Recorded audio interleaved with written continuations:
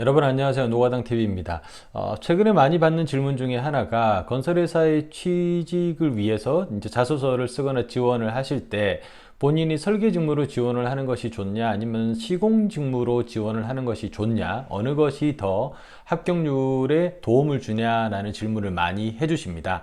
자, 우선 답부터 말씀을 드리자면은 최근에는 신입사원이 입사를 할 때 대부분의 건설회사에서 가지고 있는 인재상은 신입사원이 시공과 설계 두 가지를 다 수행할 수 있는 역량을 갖출 수 있도록 만들어 주겠다라는 것입니다. 결국은 저희가 그걸 줄여서 ENC 플레이어라고도 부릅니다. 뭐 예전에는 멀티 플레이어 이런 식으로 올라운드 플레이어 이런 이제 약간 올드스쿨다운 단어를 쓰기도 했는데, 최근에는 엔지니어링과 컨스트럭션 그 두 가지를 모두 커버가 가능한 역량을 가진 직원, 그 역량이라는 것은 실제적으로 그 업무를 수행할 수 있는 능력을 보겠다는 게 아니라 그런 업무를 가르쳐 줬을 때 실제적으로 본인의 몫을 해낼 수 있는지 여부를 보겠다는 거죠.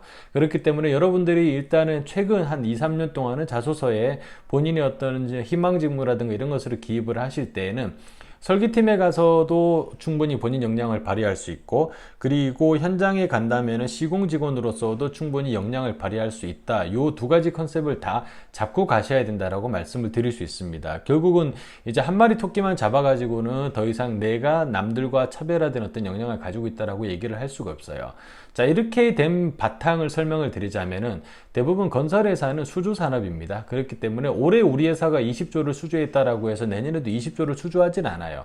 현대자동차나 SK하이닉스나 삼성전자 같은 제조업과는 다르게 건설회사는 올해 20조를 했지만 내년에는 수주가 반토막이 날 수도 있고, 그리고 올해는 시공과 관련된 직무가 많이 필요했지만 내년에는 시공 직무가 10분의 1로 줄고 설계 쪽의 일이 더 수주가 많아질 수도 있습니다. 그렇게 유동적으로 인력 조정이 가능한 회사가 어떻게 보면 인원 관리를 가장 잘하는 회사인데요. 사실 이제 지금까지는 대부분의 건설회사가 시공직은 시공, 설계직은 설계 딱 이렇게 직무를 구분을 했고, 설계 직원들이 시공으로 넘어오는 케이스가 일부 있긴 하지만 그렇게 유동적으로 움직이지는 못했습니다.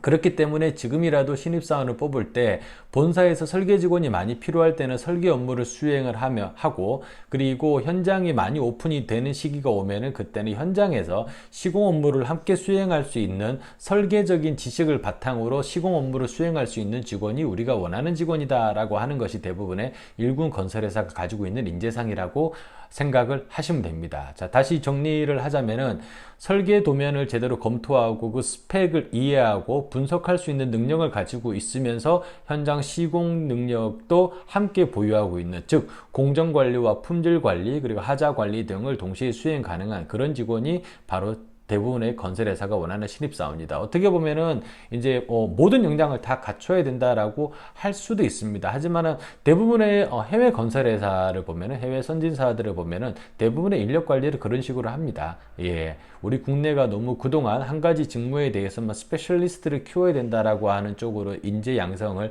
해왔던 것이 어떻게 보면은 선진사의 시스템을 우리가 좀 약간 캐치업하는데 시간이 오래 걸린 이유이기도 합니다. 예, 일단은 여러분들이 자소서를 쓰실 때 설계냐 시공이냐에 대한 고민이 되실 때는 제가 방금 말씀드린 대로 차라리 ENC 플레이어, 엔지니어링 앤드 컨스트럭션 플레이어 두 가지를 다 수행 가능한 인재다라는 쪽으로 본인의 역량을 부각시켜서 작성을 해주시기를 부탁을 드리겠습니다.